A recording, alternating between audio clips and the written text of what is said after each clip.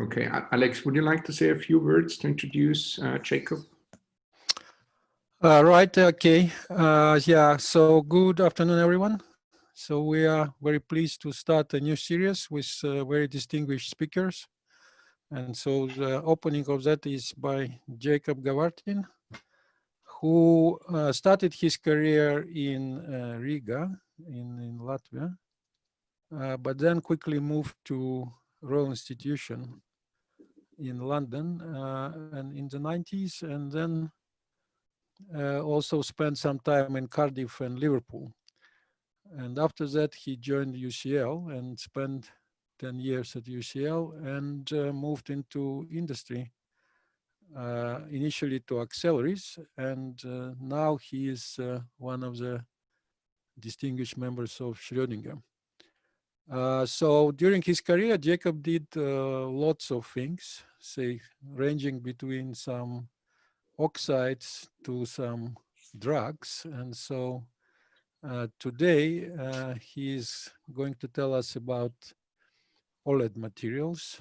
And so he is doing simulations by himself, but also leads some efforts by many other people who are using Schrödinger software. And so I guess we will learn a little bit about also Schrödinger software, but also about the discoveries of OLED materials using machine learning. So it's over to you, Jacob.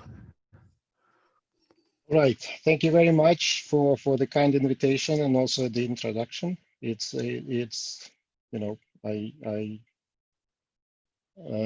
feel affiliated with the TYC in more than one way, and it's an honor to present. Right. So I represent Schrödinger materials, right? So the Schrödinger is a company which was founded by two academics, Rich Frischner of Columbia University and Bill Goddard of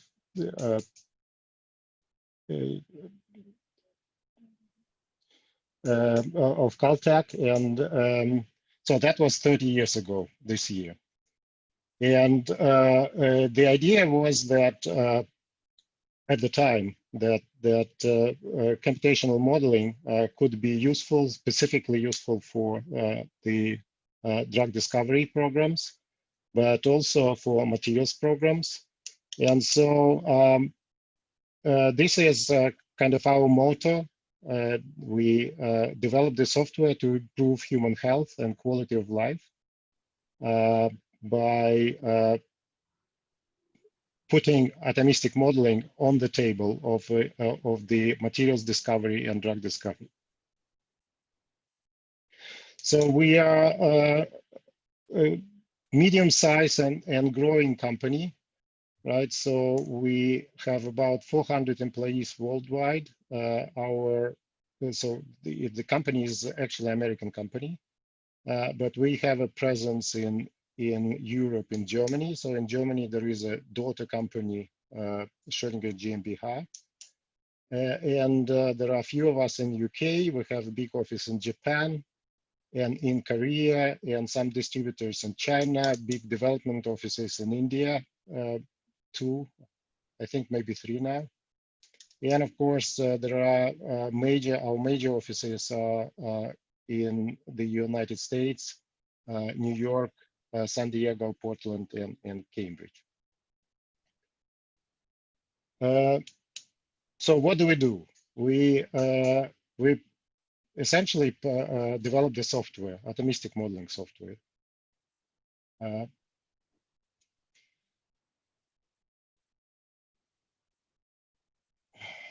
Okay, and so there are three major lines of this software.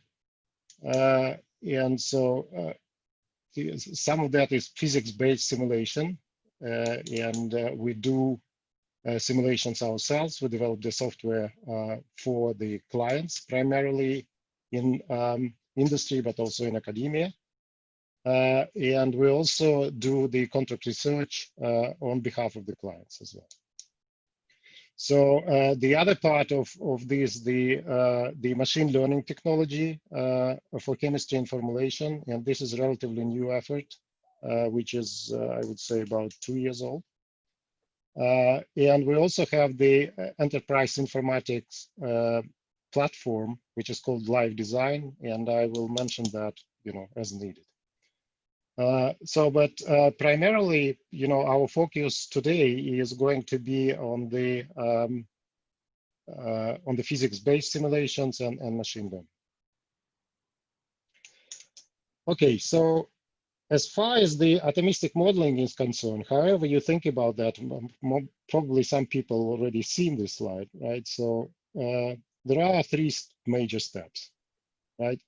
Atomic structure generation, properties calculation, and visualization and analysis. And of course, any company or any modeling group, and especially so many groups in TOIC, are involved in that, and they usually are dealing with these 3 steps, right? So what is different, I believe, is different in what we're trying to do in Schrödinger, right? So basically, there are 2 major things which are in the architecture of our software.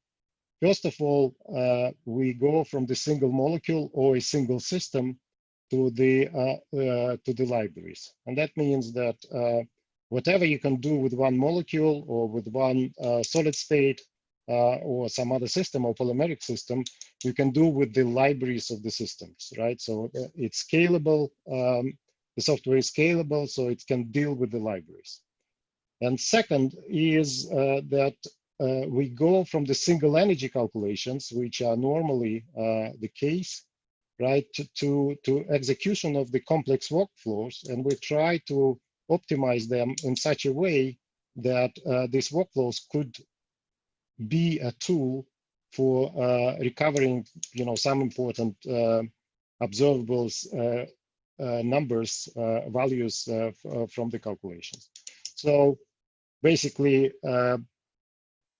when we say workflow, that means a number of calculations, right? So the simplest possible workflow one could think of is that if you want to study the adsorption of the molecule on the surface, then typically you need to calculate the energy of the surface in the gas phase, the energy of the substrate isolated from the molecule, and then the molecule on the surface in one or many conformations, right? So that's already constitutes 3 steps, at least 3 energy calculations, from which we can derive the binding energy of the molecule, adsorption energy of the molecule, right? So, but typically speaking, the workflows could be quite complex, and this is what I'm going to try to exemplify today.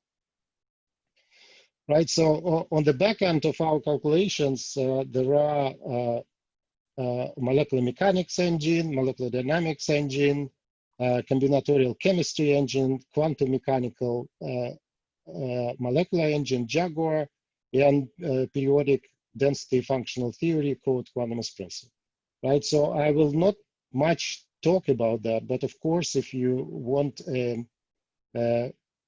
any details about the specific codes, I can happily provide that. So what is important, what we're trying to achieve in these codes, right? It's efficiency, scalability, portability, and accuracy, right? So that's our bread and butter. We're trying to make these codes efficient and accurate and work and robust, right? Which is also very important.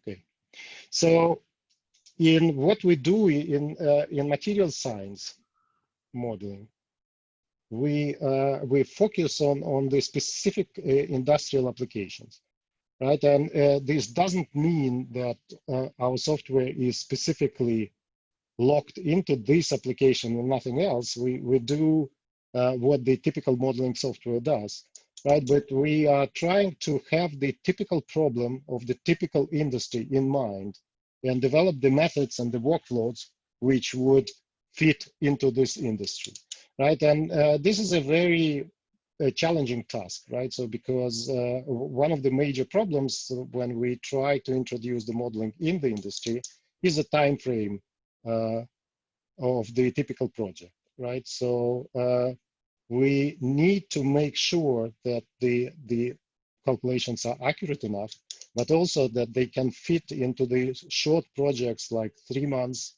6 month maximum, which is a length of the typical discovery project in materials domain, right? So that's the major challenge, and we are trying to optimize our software in such a way that we face particular challenges in particular industries. And so I picked up one example today, organic electronics, and I will talk more about that than anything else, but I will pick up, you know, different applications which may be applicable to other industries as well. Okay, now, yeah. So what is organic electronics, right? Many of you know that already, right? So it's a big business, and there are many applications of organic materials or organic semiconducting materials in the electronics, and it becomes more and more. But one of the important applications where probably most of the money goes at the moment is organic light emitting diodes and their applications in the display industry, right? Why this is important, right? Because primarily because this technology allows to deposit the displays on the flexible substrates, right, and achieve flexible displays. That's initially create quite a buzz because it opens possibility for so many different applications,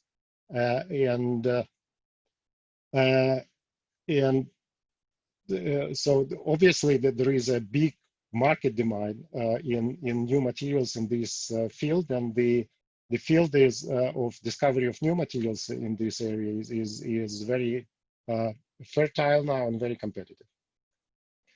So, okay, when we are talking about the organic light emitting diode, we are usually talking about the layered system, and it could be much more complex than the one shown here. This is a simplified thing, but as a matter of principle, we have the anode on one side through which the holes get injected.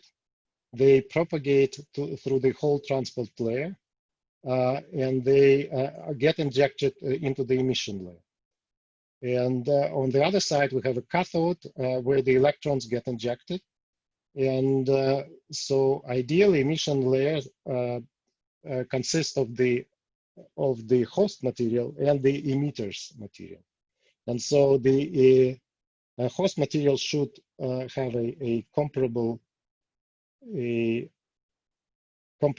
mobility for the both electrons and the holes. And the emission materials, they have a function of emit the light when the electrons and the holes meet at this molecule and form the exciton. They have to emit the light of a specific frequency. So that's as simple as it gets, right? But the devil, of course, is in detail, and devil is in the many different aspects of such devices, right? First of all, there is a question of the emitter molecules, and especially there is a big market for the blue emitters and green and blue emitters, so high energy emitters, and there are no satisfactory solutions there. There are questions about the hole transport and electron transport layers.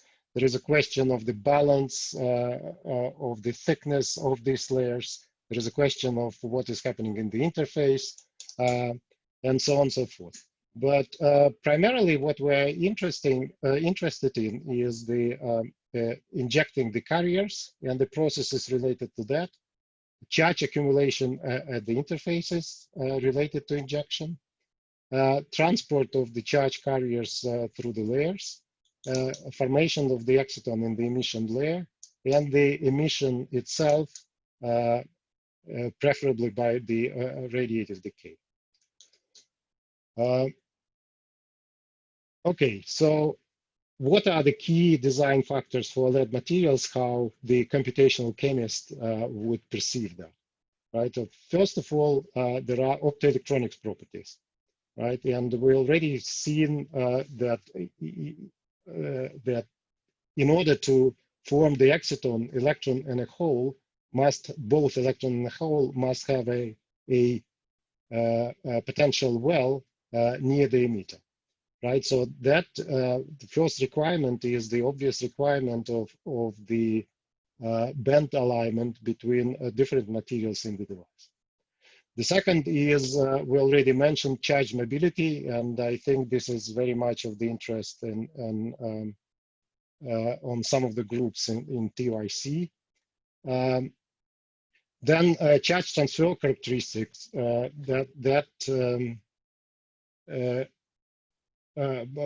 that I mean that the excitation and the excitons which are formed could be of different origin, depending where the hole and electron are localized, and depending on this origin, the efficiency of the emitting light of the emitter and also its the spectral characteristics of this emitter could depend on the mechanism very strongly, right? So we need to be able to predict the excitation and photoluminescence energy, maybe phosphorescence energy as well, and of course the thermophysical properties of the materials, right? So compound stability and compatibility is one of the major issues in organic electronics devices. Thin film morphology is the thing which very much defines the mobility in the materials and also stability of the materials. The solubility of the molecules, for example, in emitting layer, between the dopant and the host is an issue. So we actually the optimal design wants to avoid the clusterization of the dopants. And of course, the cost of the whole exercise is also very important. Now, okay, so having all these problems in mind, the question is, okay, what can we do in materials modeling? And so here I just listed different applications that our customers are using and we're developing and designing for them. And so this is in quantum mechanical domain, this is optoelectronics properties, Marcus mobility, bond and ligand dissociation, so the stability characteristics, emission band shape, spin orbit coupling recombination, so the recombination rates based on spin orbit coupling calculations, the electric properties and refractive index of the materials. Then there are also the properties which are based on the molecular dynamics stages, and this involves the morphology of the thin films and the interfaces, so molecular deposition process, elastic constants, stress strain calculations, or mechanical properties of the systems, especially systems near the interface, thermophysical properties, and there is another domain which is increasingly becoming important, where we try to use these calculations and also a number of experimental data in order to combine that into some machine learning scenario. So for that, we have some tools of which I will talk a little bit later. Okay, so I will not speak in details about all of these details, but I will just exemplify a couple of things and just show how we approach the problem. Right, so first of all, quantum chemistry for OLEDs. Right, so we already seen that one of the major problems is the problem of emitter. And for the emitter, we would like to understand the color and hopefully predict the color of the emitting light, and also the shape of the line. So it needs to be sufficiently sufficiently sharp in order to serve the purpose. So in this domain, we do a virtual screening. We're actually trying to do virtual screening for almost all the properties, but optoelectronic properties, it's the example where we started to do that, right? And so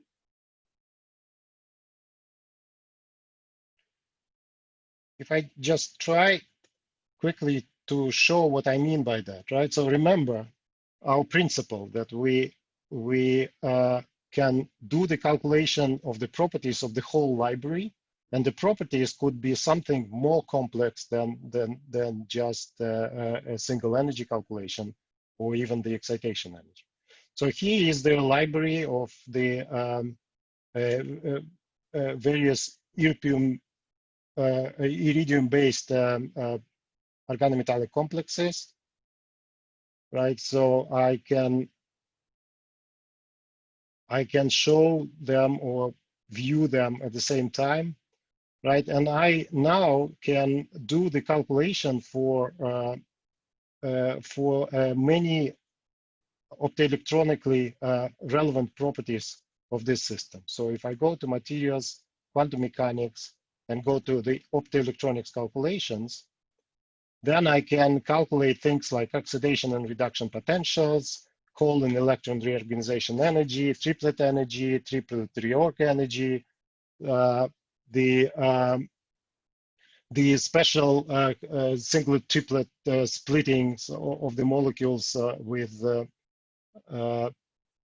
thermally delayed, so the special molecules which consist of the donors and donor and acceptors, calculations of the fluorescence. So I can do all these properties, right, for all these molecules. And that's the idea of the screening. And simply, there are advanced options where I can define all the parameters of the calculation themselves, and so they can be very accurate. They can be, for the large number of systems, they can be very approximate. But the important thing is that for every property, I have to do more than one calculation. And if I click all the properties here, I probably need to do 18 to 20 quantum mechanical calculations for every molecule. And then, of course, this is done on the big remote machine. And now, it's a perfectly scalable procedure, right? So if you have enough computing resources, you can do that for the system for one molecule, and for the 1,000 molecules at the same, basically the same. It requires the same time for the calculation, as long as your computer resource is scalable, right? And so once the calculations are done, and the calculations are downloaded to my machine, right? So I can just go to the optoelectronics results, and the results are loaded, right? And now you can see that my results are in the form of the spreadsheet, right? And this is a chemical spreadsheet where every line is a system, different chemical entity, and every column is a property. And now this property is not the total energy, is the oxidation potential, reduction potential, whole reorganization energy, and so on and so forth, right? I can visualize trying to understand the major the major trends in these properties by plotting any properties against any other properties and zooming in into the particular area of interesting molecules, and then these molecules get highlighted in my table, right? So this is a very high-level approach, which allows to screen many hundreds of molecules. Well, many thousands of molecules, or even hundreds of thousands of molecules, as we are now doing. So that allows us to potentially to access to the large amount of data, right? So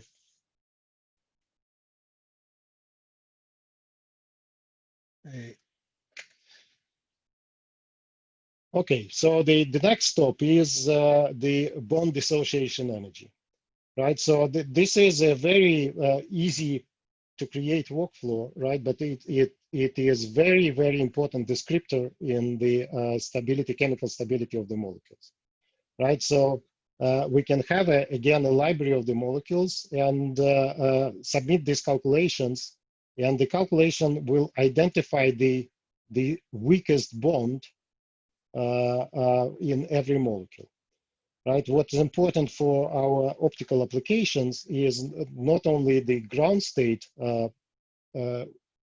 properties, but also the excited state properties.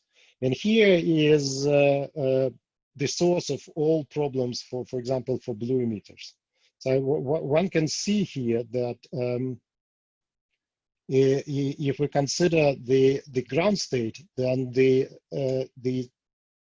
weakest bond here, the silicon carbon, so carbon nitrogen bond in this molecule has a strength of 74 kcal per mole, which is not particularly strong, but it's strong enough to maintain the integrity of the molecule, right? But as long as the molecule is excited into the singlet S1 state, right,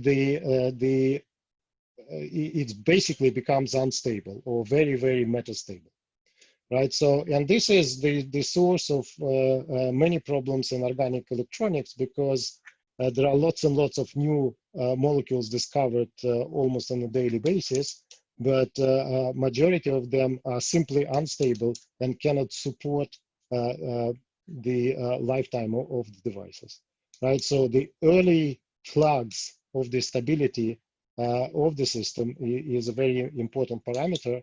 And so that's the parameter which is automatically calculated and screened for the libraries of the molecules as we do it. Now, in molecular dynamics properties, again, we use the very fast and efficient molecular dynamics code. It allows to equilibrate the system to the equilibrium density at one particular temperature, right? And we can do these calculations in many hundreds, right? On the graph on the right-hand side shows the room temperature experimental versus calculated density for I think 250 different polymeric systems, right? So it says organic small molecules. It's another set for organic set molecules, organic small molecules. It's probably even bigger than that, right? So that allows us not only to screen many materials, but it also allows us to keep an eye on the accuracy of our calculation, which is of course very important, right? So we need to understand how well we are doing. What is the outliers? What is the problem with these materials? Is that the problem with the protocol that we implement? is that the problem with the force field specific for this molecule, and so on and so forth, right? So that gives us the screening of large number of materials, gives us also a good picture of how well we're performing. Right, and so, for example, you can calculate the Hansen or Hildebrand solubility parameter, which is just the cohesive energy density in the molecular dynamics simulations, right? And you can basically calculate the heat map of the different molecules and different solvents, and how the molecules, whether they are soluble or not soluble with each other or with different solvents, right? So this heat map, of course, it's very approximate. When there is a specific problem with the solubility, we need to approach that, carefully and look for different methods how to solubilize the molecule, maybe with the number of solvents and so on and so forth. But that's is a very valuable descriptor, which allows to have a sort of a bird's view on the solubility of different materials. Now, solubility is of course, the temperature-dependent characteristic, right? But as a matter of fact, we can calculate the temperature-dependent quantities, right, in molecular dynamics. If our molecular dynamics is fast enough and robust enough, we can recover the properties like equation of state, right? So that means the volume dependent or lattice parameters dependence on temperature. And if we frame our molecular dynamics simulations appropriately, then we can also identify the glass transition temperatures, right? So that probably would involve now the protocol, which takes 20 to 50 molecular dynamic simulations, each of 50 nanoseconds or so, for a single system, right? The setup of the calculation is very easy. The analysis of the calculation is very easy, right? So every dot here is a molecular dynamics run, and this is equilibrium density versus temperature, right? So if we approximate the dots here with the hyperbola, then the cross point of the asymptotes of this hyperbola gives us a estimate of the glass transition temperature, right? So all of that is done in the automatic way. So we can do it for one system. We also can do it for lots and lots of different systems. And again, you can see that we can keep an eye of how well we are doing calculation-wise. And so, for example, in this particular case, you can see that we consider 250 polymeric systems, and you can see that the error gets systematically higher when the glass transition temperature is increasing, right? So with the materials with high glass transition temperature, the error is higher. And this is systematic, of course, because the relaxation times in these systems are typically slower, and we cannot cover them in the one good for all protocol. And so we are aware of this problem, and actually we can use these parameters as being a descriptor field, which ought to be corrected in some systematic way. And this the way of doing that is described in our paper recently submitted to the CHEM archive. So I will not talk much about the mechanical properties, but of course we can also do stress strain calculations and identify the yield stress for the system, which is a very important parameter, especially near the interfaces. So here is the example of the polymeric substrate and the whole conducting materials on the top of that, and if we do the stress strain exercise for this material, what is interesting is that the molecular part of that is less robust than the molecular polymeric interface, right? So stress strain indicates that systematically the system breaks. So this just beyond the yield point. So at C, system breaks at the molecular level. Okay, charge mobility calculations. So when I say charge mobility, at the moment we are discussing only Marcus mobility, right? So some of you know all the limitations of that, right? So some of the materials that are used, especially the materials with high mobility, may have different mechanisms for the mobility, right? And we are working on the developing methods for beyond the Marcus mobility. But currently we do the Marcus mobility calculations. Importantly, so what we need to do, we need to calculate the Marcus rate for every molecule in the system.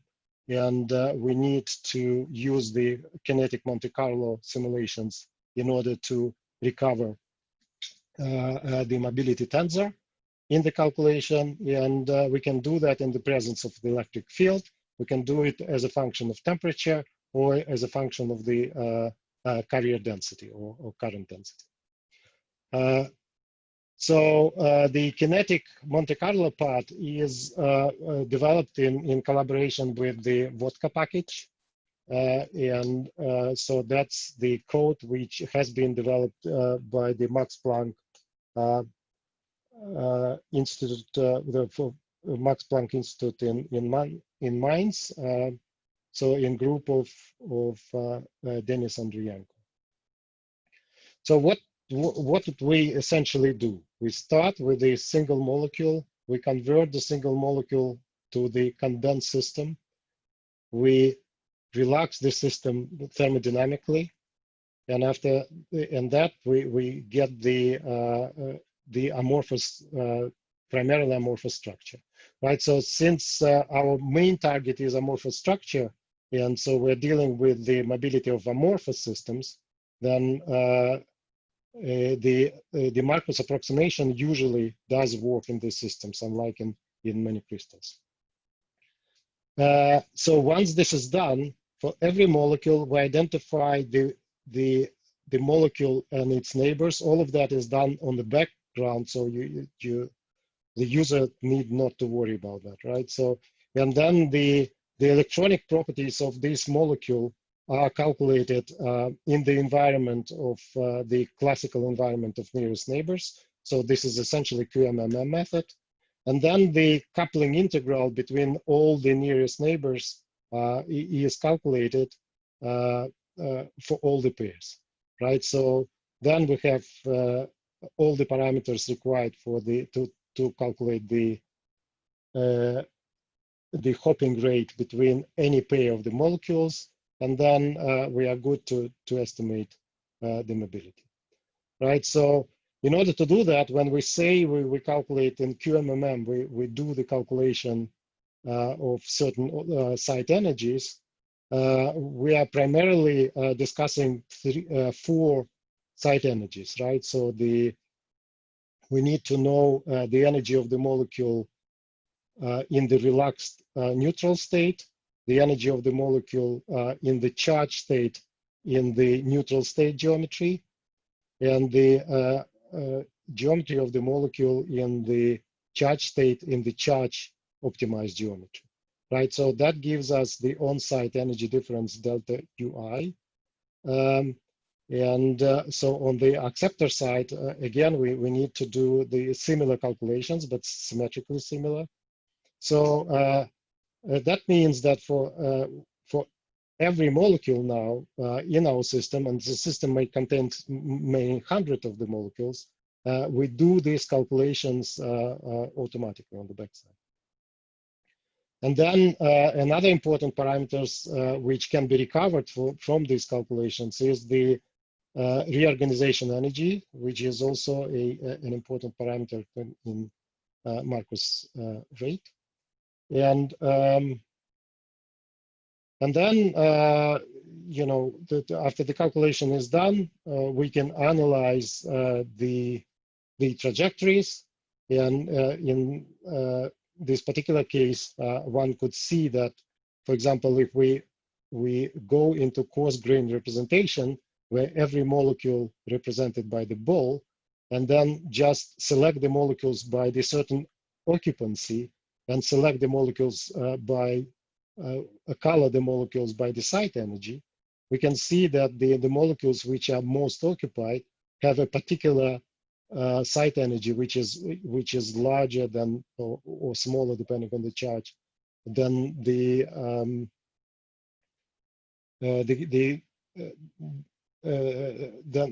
corresponding average in this distribution, right? And we based on that, we can identify the most probable paths. We can see where actually the charge get trapped, where there are loops, and whether these loops can be avoided by applying the electric field or not applying the electric field. And we can go all the cycle back and to see how you know, these loops or traps are formed and what they represented, so what they look like in the all atomic molecular representation. So the result of that is the mobility of the function of the field, right? And we can verify this for, we've done that already for very many systems. So these are the relative mobilities for the ADN derivatives, showing the correct trend in the mobility of these molecules. And these are the a set of other whole mobility materials for which we calculated the mobility of the holes.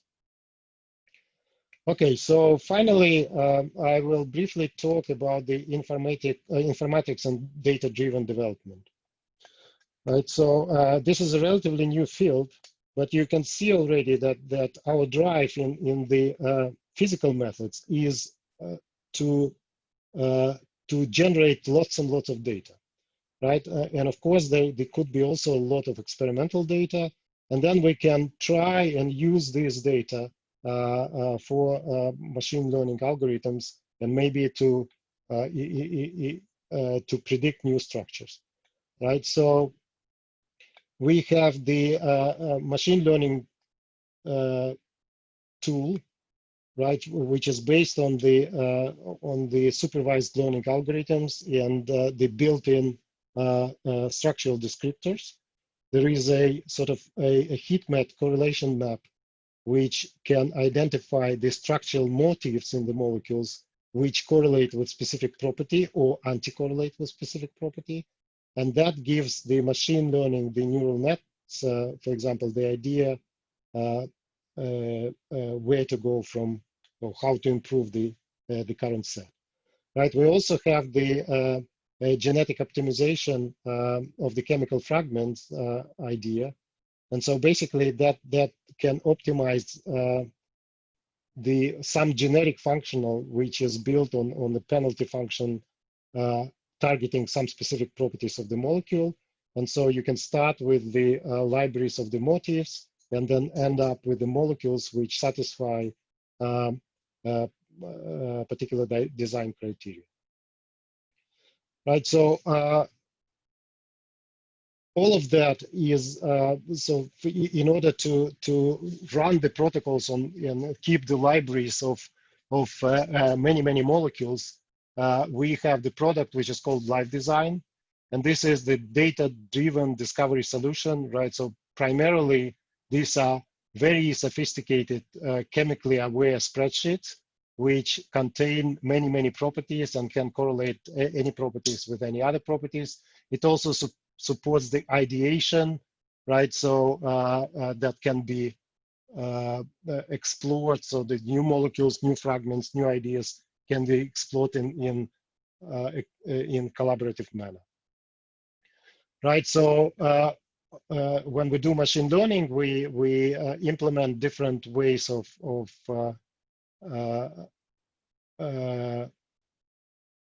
the materials design using the deep learning algorithms. We use the libraries which are available on the internet.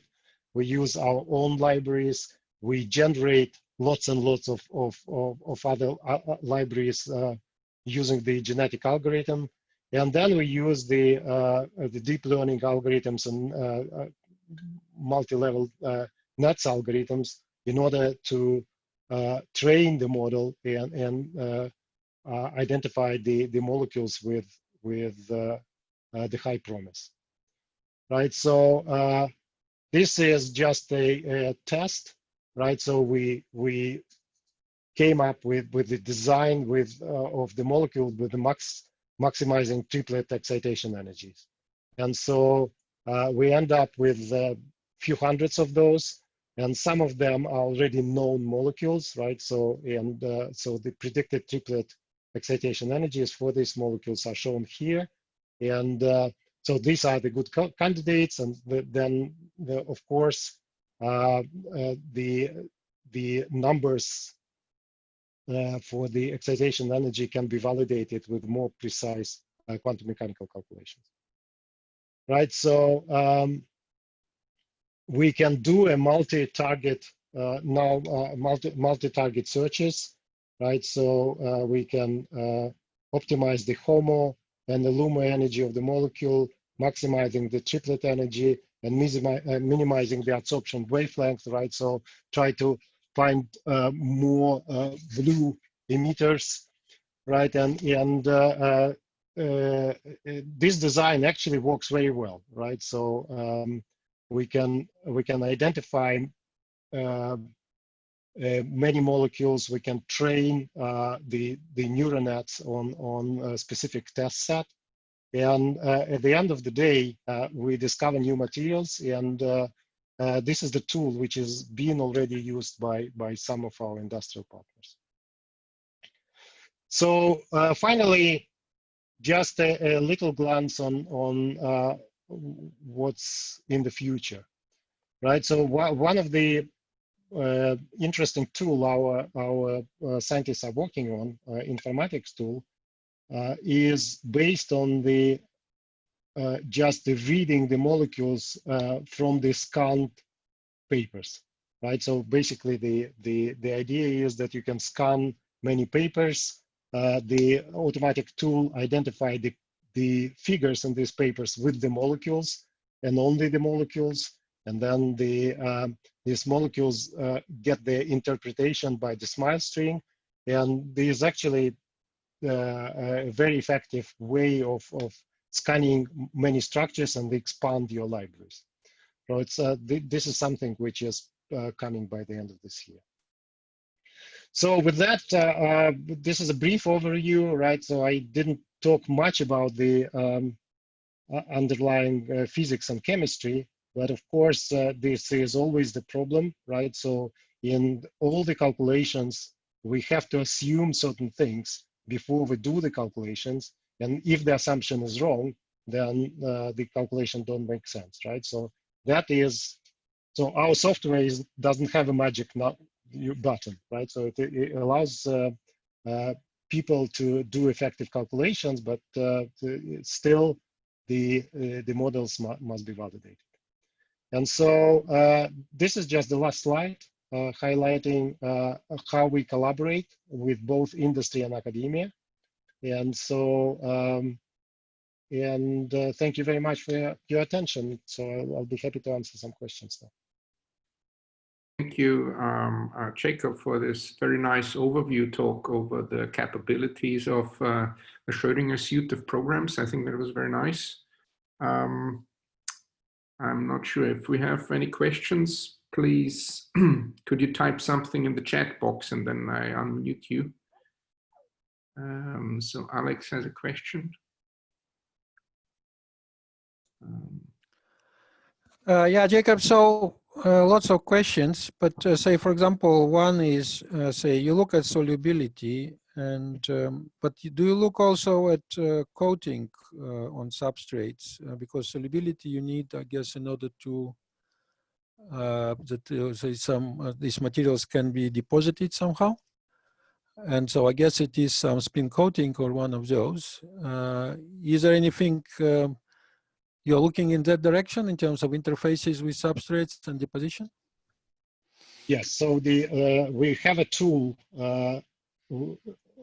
which is called molecular deposition, right? Which can model the molecular, well, to some extent, the molecular deposition. Of course, this is the approximation, right? So the molecules are deposited on the substrate one by one, right? And get equilibrated on it, and this is done automatically. So there is a way of doing that.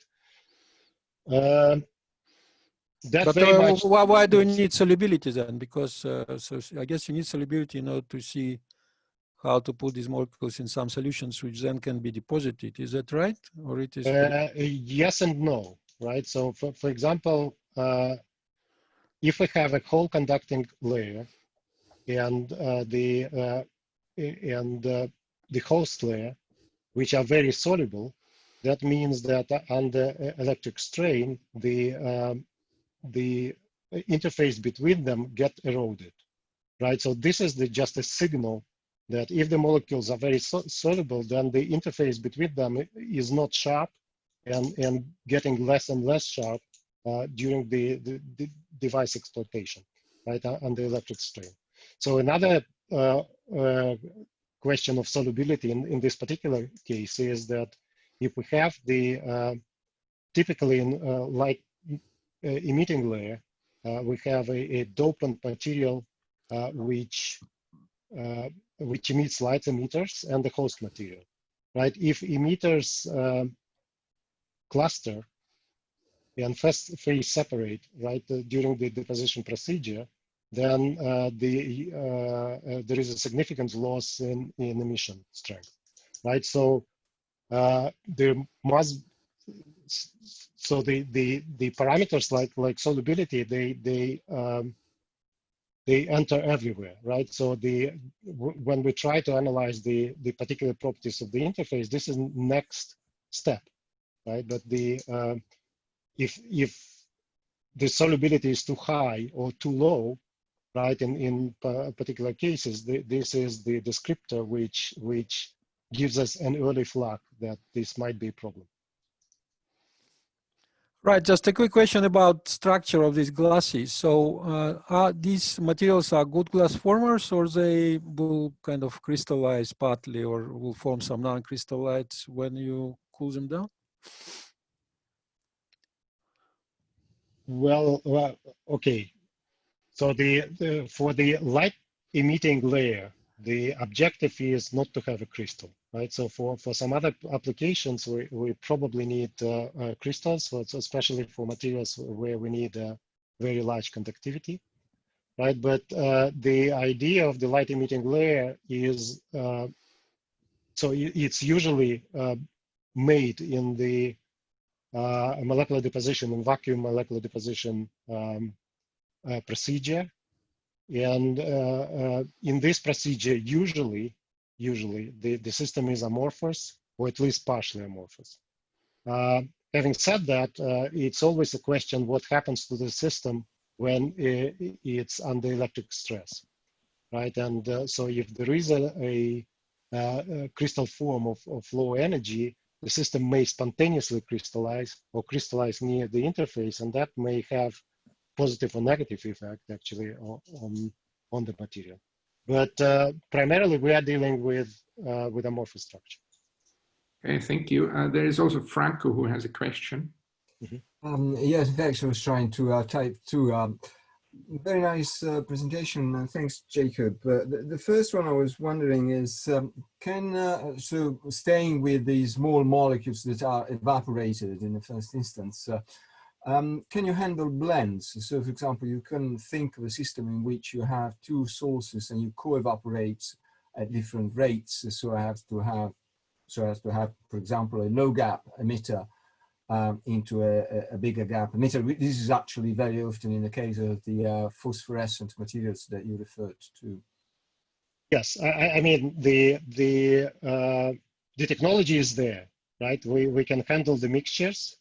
We also can see whether one of the components, for example, partially orders or things like that. So we support the mixtures, right? The question is, okay, what are the typical relaxation times in the molecular deposition process, right? Then we may use different approaches to create these mixtures, right? Sometimes you use that using the molecular deposition. Sometimes maybe you want to create this from the high temperature melt, right? Both methods are available in material science.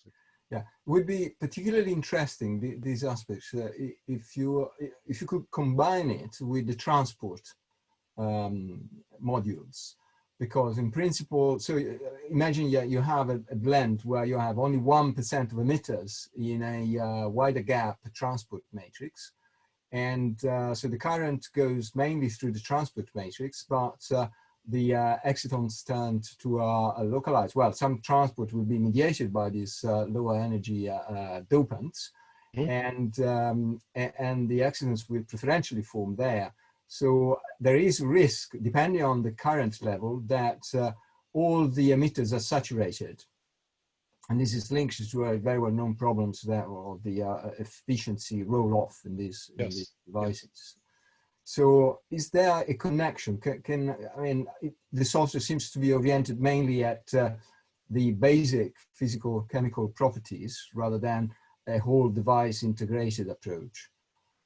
Well, no, right? So the mobility calculations are absolutely generic, right? And so we do mobility calculations for the mixtures. We also do mobility calculations for the interfaces, right? When we want to, for example, so if one of the issues is the charge accumulation near the interface, right? Okay. So yes, as far as the method is concerned, right, it is completely agnostic. It can take as many molecules, type of the molecules as one wish, right? It can potentially take polymer small molecules mixtures, right? But the Marcus mobility, is problematic for the polymers, right? So we have to think of how to do that properly. But as far as the structure generation is concerned, there is no limitation there. Thank you. That's very useful anyhow. Yeah. Yes. Hey, do we have any more questions? So I have a quick one. So you were saying, I think these mobility calculations, I think they're perfectly fine because your mobilities are very, very low, still reasonably low. But then you said you also implementing other methods beyond Marcus. Can I just ask, so which methods these are that you're considering there? Well, we can discuss that separately. Okay.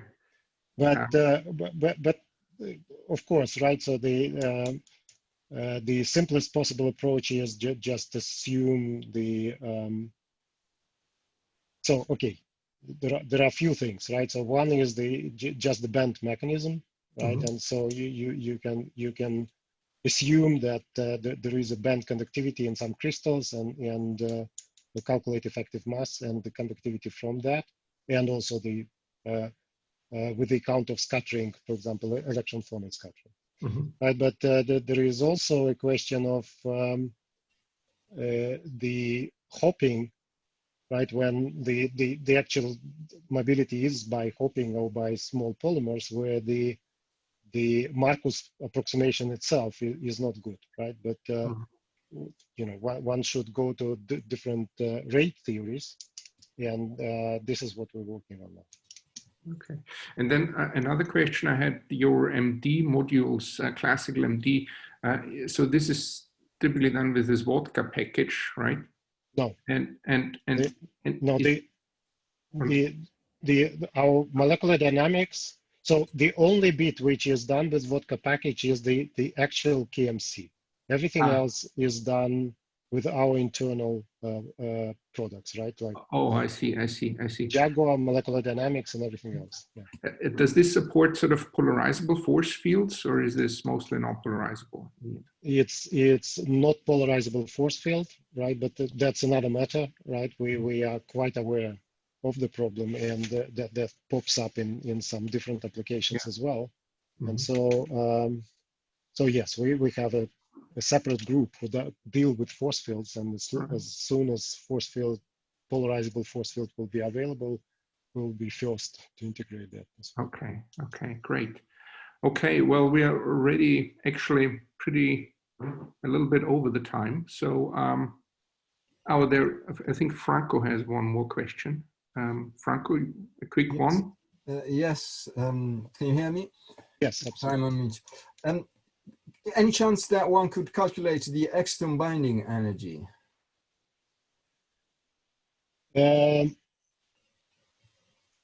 You mean in amorphous phase? Yes. Or even for the single molecules.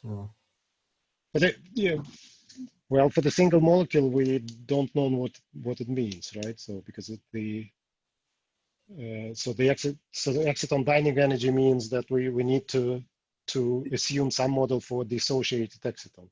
Yes, yes. Right. So imagine to take the electron away.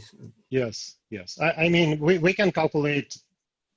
We can calculate the hole separately, the electron separately, and the singlet exciton or triplet exciton, right? Where they for the small molecule, right? So that can be calculated, and it's routinely calculated in the environment. And I think environment is important here. There are several approaches that we can, that we can discuss, right? But there is no sort of off-the-shelf automatic push of the button approach. Okay. Yeah, I think particularly here, I think you need a polarizable environment to calculate this. And so it's not so easy. I mean, it depends always which kind of accuracy you need for that. Okay, great. Nice discussion. Since we're already 5 minutes past 4, I suggest to close this now. And I would like to thank Jacob again for giving a great talk. And we've all learned a lot. Bye-bye. Yeah, thank you very much.